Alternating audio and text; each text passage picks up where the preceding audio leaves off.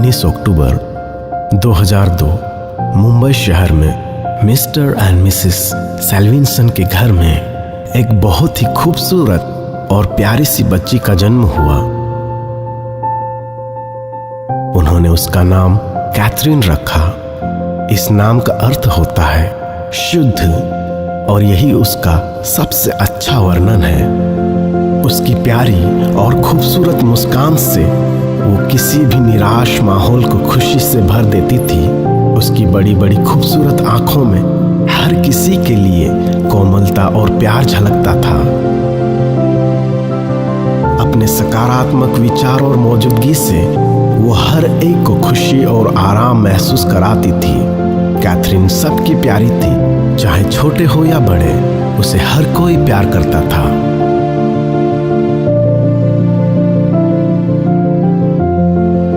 उसके जन्म से ही उसके माता पिता ने उसके लिए बड़े बड़े स्वप्न बुन लिए थे। जैसे जैसे वो बड़ी हुई, हर मंजिल को वो पाती गई और कुछ भी उसे रोक नहीं पाया। वह बुद्धिमान और बहुप्रतिभाशाली थी।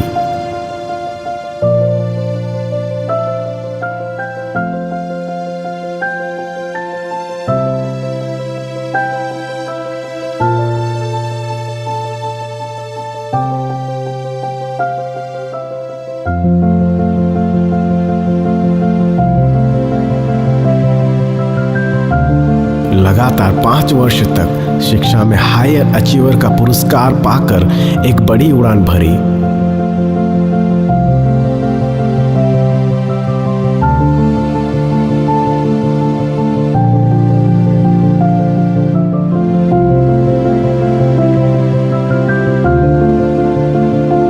उसके साथ साथ वो एक बहुत ही सुंदर संगीतकार, एक बेहतरीन खिलाड़ी, एक अच्छी लेखिका और एक बेकर अर्थात बेकरी की वस्तुएं बनाने में भी कुशल थी। उसे ऊंचाई तक पहुंचने से कोई नहीं रोक सकता था।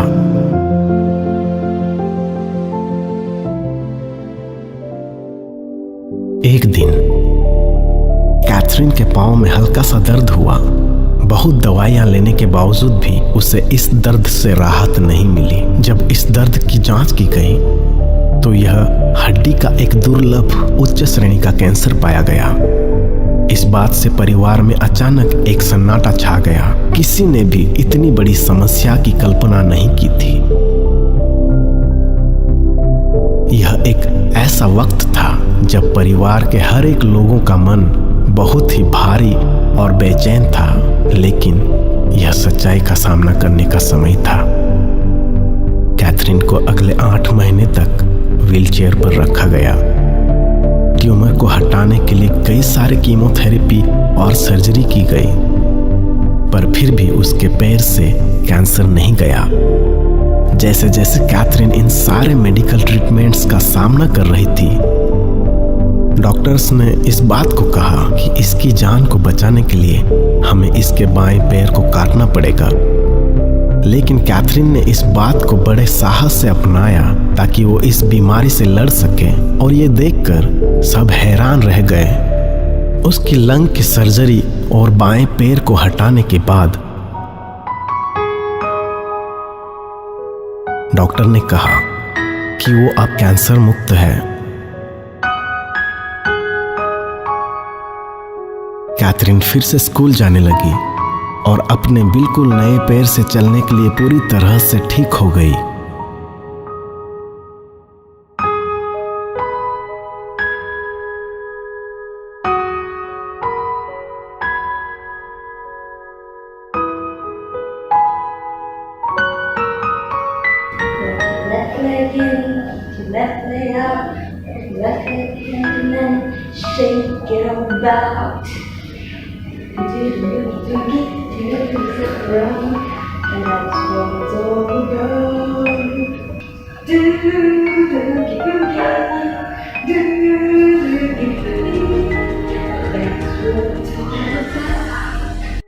यह सुनकर कमरे में जितने लोग थे सबने एक बड़ी राहत की सांस ली।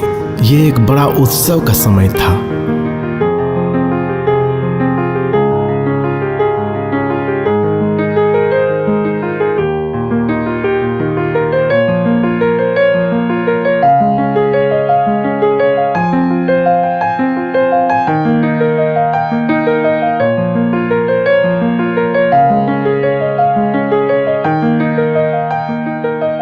फिर परिवार ने कुछ अच्छी और खूबसूरत यादें संजोने के लिए एक छोटी यात्रा का आनंद लिया।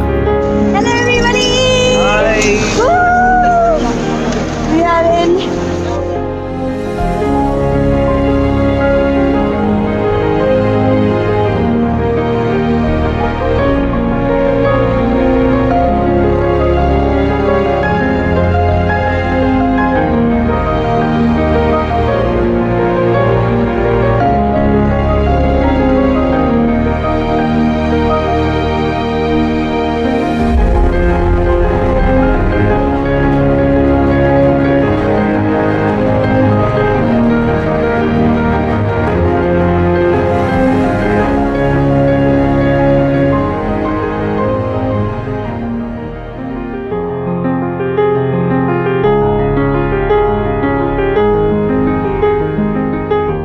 वह सार्वजनिक परिवहन का उपयोग करके स्कूल जाने लगी। एक बार फिर से संगीत और बेकिंग के शौक को अपनाया, पर इन सारी बातों के बावजूद उसका जीवन बेहतरीन नहीं हो पाया।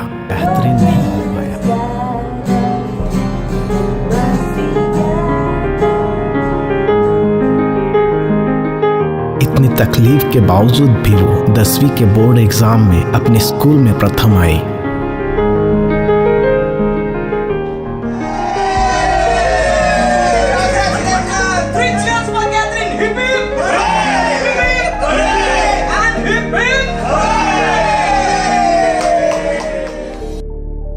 दसवीं बोर्ड की परीक्षा के आखिरी दिनों में उसे बाएं कंधे में दर्द का एहसास हुआ जो सहन से बाहर था। जांच में यह पता चला कि अब फिर से कैंसर वापस आ गया। इस बात से परिवार एक बार फिर निराश हो गया। मुंबई के कई बड़े से बड़े डॉक्टर्स से सलाह ली गई और फिर से कैथरीन को उन्हीं सारे सर्जरीज और कीमोथेरेपीज जिसके कारण उसका शरीर बहुत ही ज्यादा कमजोर और अक्षम हो गया,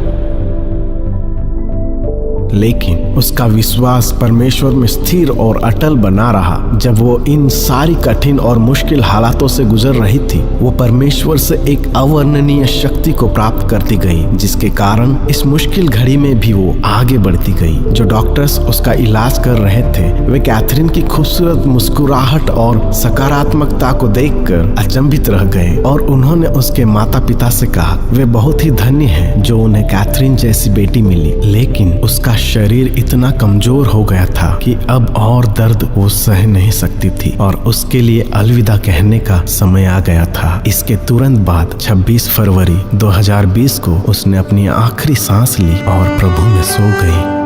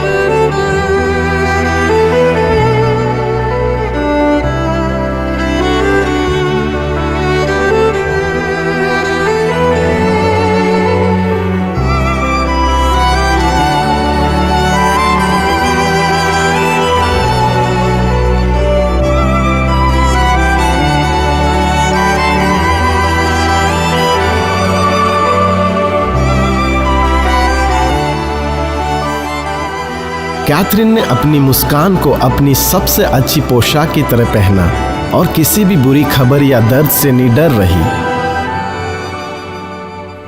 भले ही उसने अपने जीवन में कैंसर के कारण अपने पैर को खोया और उसके साथ कई सारी दिल तोड़ने वाली घटनाओं का सामना अपने जीवन में किया, लेकिन उसने कभी आशा या अपनी मुस्कान को नहीं खोया और कभी निराशा में नहीं गई। उसे परमेश्वर पर पूरा भरोसा था और वह यह जानती थी कि उसके जीवन का एक उद्देश्य है। इसलिए जब वह अन्य बच्चों और युवाओं से मिलती थी जो निराश और उद्देश्यहीन महसूस करते थे, जो बुरी आदतों और नशों से जूझ रहे थे, वह उनकी मदद करना चाहती थी। 1.5 years ago, I heard the doctor tell me, "Catherine, I'm very sorry, but you have been diagnosed with bone cancer." We were heartbroken, totally dejected. We did not know what to do. And for 8 long months, I was bedridden. I couldn't take even one step on my own. It was a very hard time for us as a family. We were all very sad. Many a times when I was in a wheelchair, I used to feel worthless. I used to feel totally useless. Like I used to be dependent on everyone, smallest of small things. At that time, my self-esteem was like zero. So every artwork that Michelangelo makes is of such a great value. Even the statues that are incomplete, it's of such a great value. So we are made not by Michelangelo, but by the creator of Michelangelo himself. So imagine how much value we are of. उसके जीवन काल का समय बहुत छोटा और कम था, लेकिन उसने इस समय को बेहतरीन रीति से इस्तेमाल किया। उसने अपने दोस्तों को तसल्ली और सलाह दी जो आत्मघाती विचारों और दुखों से गुजर रहे थे। उन युवाओं को प्रोत्साहित करना और उन्हें उनकी पूरी क्षमता तक ऊपर उठाना ही उसका जुनून था। You won't believe, a week before my amputation, we went to a restaurant and we decided that we'll actually be thankful to God for the 15 years that He gave me with a leg. I could run, I could do so much for the Lord.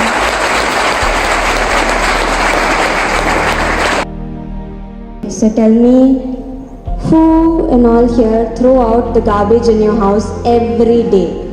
We all do, right? सब लोग कचरा घर पे इकट्ठा नहीं करते ना? नहीं ना?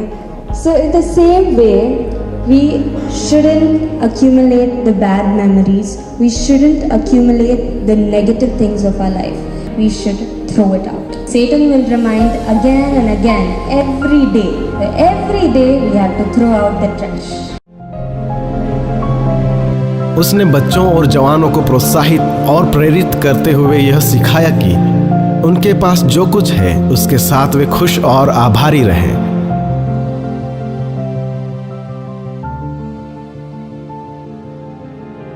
उसने अपने आखिरी व्हाट्सएप स्टेटस में लिखा था, लिव एवरी मोमेंट, मानो वह हमसे यह कह गई कि हमें अपने परिवार, प्रियजनों और समय को महत्व देना आवश्यक है और जो बातें हमें सबसे ज्यादा पसंद है उनका आनंद लें।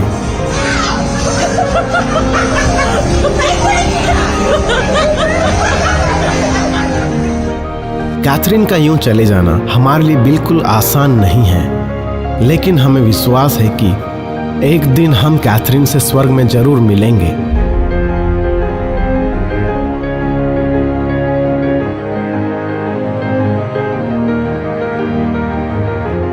उसने सचमुच एक अच्छी कुश्ती लड़ी और अपने विश्वास को थामे रही। उसने अपनी दौड़ को विश्वास योग्यता के साथ पूरा किया।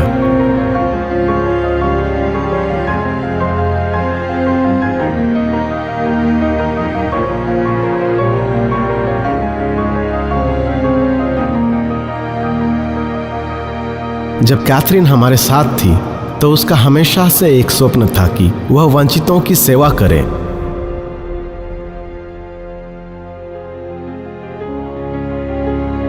यह सेवा वह उनसे मिलकर उनके दर्द और पीड़ा को समझकर व्यक्तिगत रीति से उनकी मदद करना चाहती थी और उनकी हर एक जरूरतों को वह पूरा करना चाहती थी। अब कैथरीन अपने अनंतकालीन निवास स्थान में चली गई है, तो उसके स्वप्न और दर्शन को उसके माता पिता सेल्विनसन और ग्रेसियाना सच साबित करने में जुट गए हैं। कैथरीन होप फाउंडेशन का उद्देश्य यह है कि वंचितों की सेवा करना और उनके जीवन में परिवर्तन लाना है। यह फाउंडेशन विकलांगों के लिए एक संपूर्ण विकास योजना प्रदान करता है, जो गरीब और कैंसर पीड़ित हैं उनके लिए चिकित्सा भी प्रदान करता है। ऐसे लोग जो अपने जीवन की परेशानी की वजह से हताश और निराश हैं, ये फाउंडेशन उनके लिए काउंसलिंग की भी सुविधा देती है। जो प्रेरणा और दर्शन कैथरीन पीछे छोड़ गई है, CHF उसी प्रेरणा और दर्शन के साथ एक अदम्य भावना को लेकर लोगों की सेवा कर रही है।